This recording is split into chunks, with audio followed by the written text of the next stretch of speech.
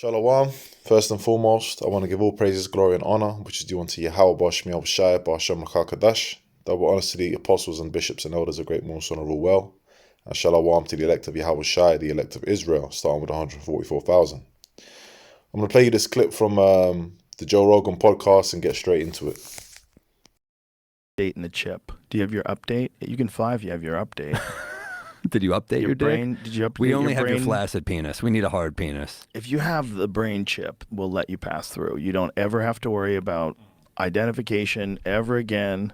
I thought of a new wrinkle for that. They can let you update right there at the airport with some janky terminal that's probably hacked, or you could do it at home like everybody else will probably be doing it when you update. Yep. Update from a safe place. Update from a safe But you forgot, place. or you have to do it here, like it's like a subway terminal. Yeah. Yeah. It'll get to the point where you'll just have an account in your head and you won't have to pay for anything with a credit card ever again. It'll all be an account in your head, but only through central bank digital currency. If you subscribe to central bank...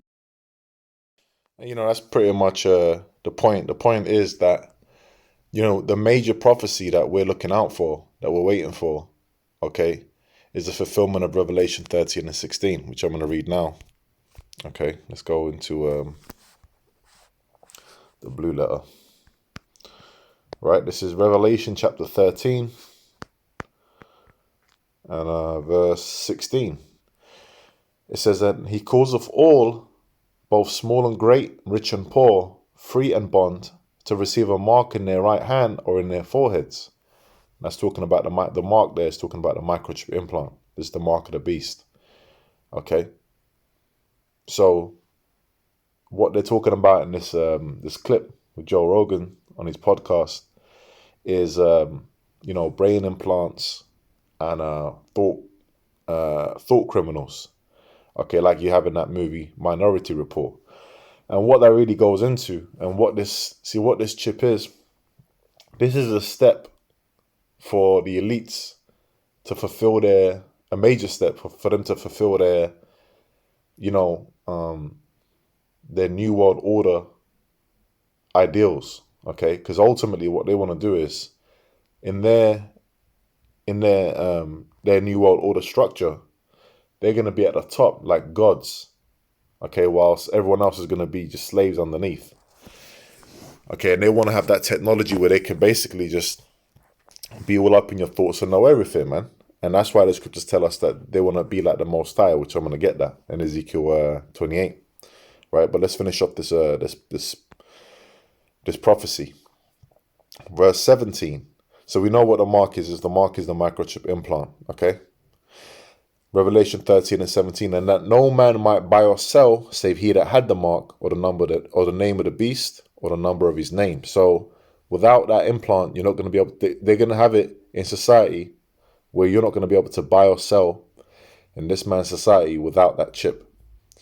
Okay, which is why those of us of the household of faith that have our faith and trust in Yahawashi, okay, when it comes to things like, our sustenance, being looked after, being protected, food, water, raiment, we're going to be looked after by the Lord, okay, in that time, okay, and we're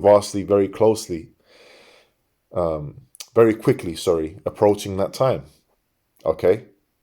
It's around the corner. You see Neuralink come out this year and said that they did, human trials, okay? Successful human trials. And that's just what they're reporting. So how much more behind the scenes, okay? I think you had something similar in China.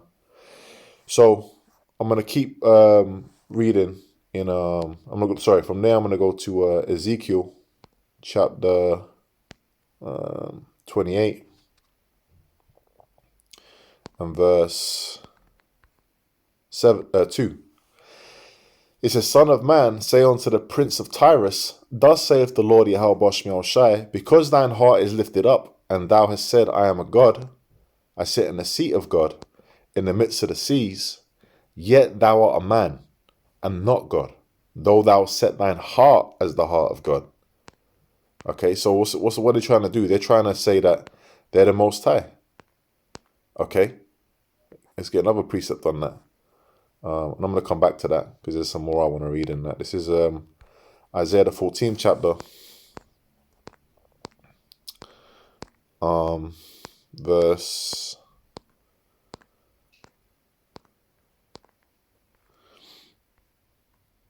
13. Well, let's start from 12. How art thou fallen from heaven, O Lucifer, son of the morning? How art thou cut down to the ground, which didst weaken the nations? Now, the word Lucifer means light bearer. And that's why the wicked elite, they got secret societies. They call themselves what? The illuminated ones, the Illuminati. Okay? And even in you had the letter that Albert Pike, which is a high level Freemason, that sent to Mazzini. One of the plans in World War III was he was saying that we're going to bring forth that pure Luciferian doctrine, which basically is just wickedness. Okay, everything against the scriptures. What Esau stands for. Okay, the spirit that is in him is not upright in him. Okay, the man of sin. You know, and it says, "How art thou fallen from heaven, O Lucifer?" Why? Because the Lord is going to bring these elites and their power structure. It's all going to be brought down, man. Okay, they're going to go into captivity. They're going to go into slavery under us. All right. It says, "For thou hast said in thine heart, I will ascend into heaven. I will exalt my thrones above the stars of God. I will sit also upon the mount of the congregation in the sides of the north." And you know, that's what these wicked elite have done, man. All right. Okay, they've gone up into space. You got their satellites and things of that nature. Okay, and they've had us in slavery. Okay, it says, "I will ascend above the heights of the clouds. I will be like the Most High." So that's in their spirit. See, that's the mindset of Esau. Okay, he's so proud that he's trying to equate himself and trying to be on that level of the Lord, man. All right, and you know that pride, man. And the scriptures say, "Pride goeth before destruction." So this man it's inevitable that he's going to get destroyed. Okay, and it's soon. Now from there, I want to go to let's go to Job chapter. Actually, before I go to that, let's go to Matthew 24th chapter, and then let's read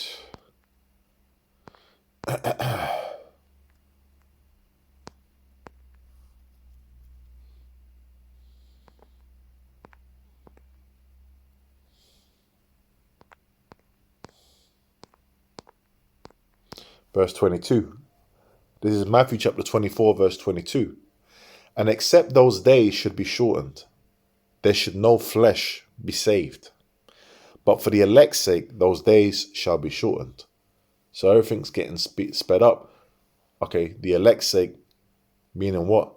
That the Lord's going to take this man out, man. Okay, otherwise there wouldn't be no flesh be saved, because you got a mad, wicked scientist, you know, ruling over this world. Okay, the wicked. Okay, Satan. And they want to, you know, everything they promote is that they promote death. That's what they promote, man. Anti-life. Okay, because they're anti the scriptures, man. They're anti the law, statutes, and commandments. As I mentioned earlier, they're the man of sin. Okay, which is being revealed in this time. For who, you know, we're revealing these international banking elite families for who they really are, which are the Edomites, the descendants of their progenitor Esau. Okay, and they know that. And they know that too. All right. And they're trying to upset the prophecies. They're trying to fulfill this agenda. And this is what the scriptures have to say regarding the fulfillment of their New World Order agenda, man. Right? This is bear with me. Job chapter 20, verse 22. It says, "In the fullness of his sufficiency, he shall be in straits. Every hand of the wicked shall come upon him." All right. So just when he thinks he's doing good, all right, he's going to get into a place of difficulty, man. All right. And when it says every hand of the wicked there talking about the laborers. Okay. That's specifically talking about Jake. It's talking about Israelites.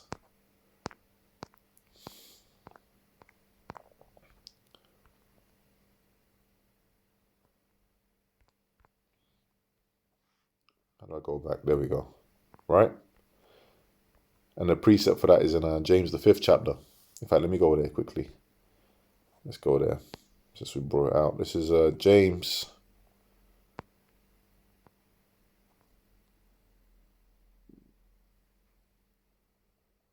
You know, and I keep saying we, because, you know, when we do these lessons, man,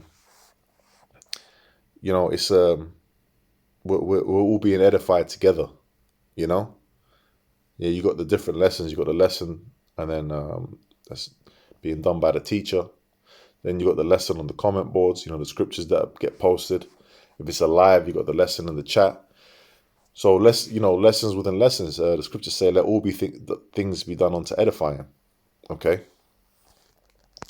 This is James chapter 5, verse 4. It says, "For behold, the hire of the laborers who have reaped down your fields, which is of you kept back by fraud, crieth, and the cries of them which have reaped are entered into the ears of the Lord of Sabaoth."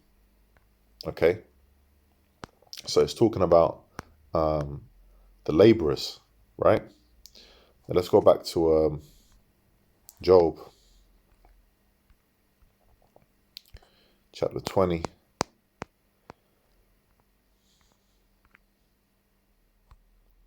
Let's go into that word there.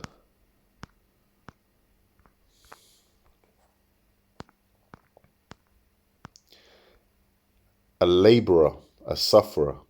That's what the word means, okay? So who's laboring? Who's the ones that are on the bottom working all these jobs, building up this place in slavery? It's us, the Israelites, okay? Okay? So that's what that's talking about. Verse 23.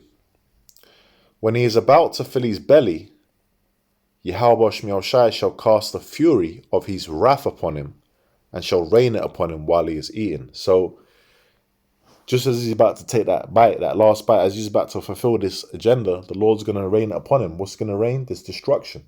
Okay? That thermonuclear, the nukes and the lasers from the chariots, that fire that Yahawashi is bringing upon this man's kingdom. All right? That's what the Lord's bringing, man. And that's how we know we're very close, because, you know, see, it's a thing of these elites are so close to fulfilling their agenda, you know. You got more and more talk about the MOTB being pushed.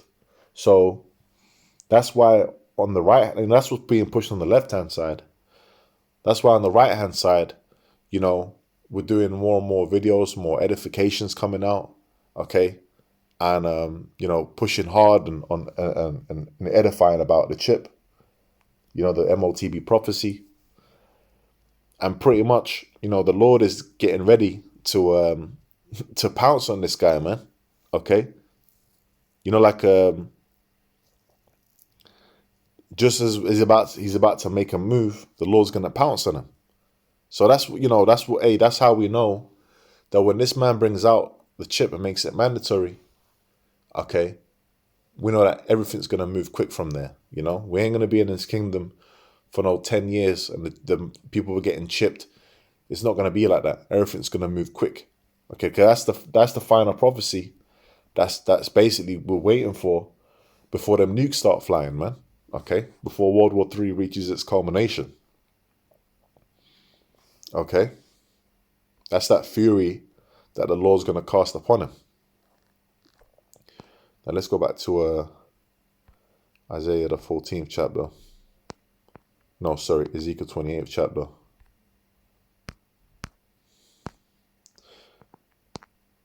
There's a particular scripture I wanted to get. Ezekiel chapter 28, verse 9, and I'll read it in NLT 2. Wilt thou yet say before him that slayeth thee, I am God? But thou shalt be a man and no God in the hand of him that slayeth thee. I'll read it in the NLT. Will you then boast, I am a God, to those who kill you? To them you will be no God, but merely a man, because Yahawashi is coming back to lay the smack down, man. He's coming back to slay. Okay? To smite. So, and that's why the scriptures say the slain of the Lord shall be many. Okay? So you're gonna be able to stand against that? You're gonna be a god before that? Nah. You're gonna be showing that you're just a man, and not only that, but the lowest of men. Okay, and you're gonna be exposed fully. You know, we're exposing you through the spirit and power of Yahawashi through these lessons, breaking down your strongholds, and the Lord's gonna put you back into that state that you deserve to be in, man, which is at the bottom. Okay. And the scriptures say, "I've seen servants upon horses." Well, you're going to be put back into your position, and princes walking as servants upon the earth. Well, the princes are going to be put back into their position, man. Which we're going to be on top. We're the princes. That's what Yasha Allah means. He, a prince of the power, and the Lord is going to make us a nation of what? Kings and priests. Okay. So Lord willing, this was an edifying lesson, and with that, man, I'm going to say on to the next one. Shalom.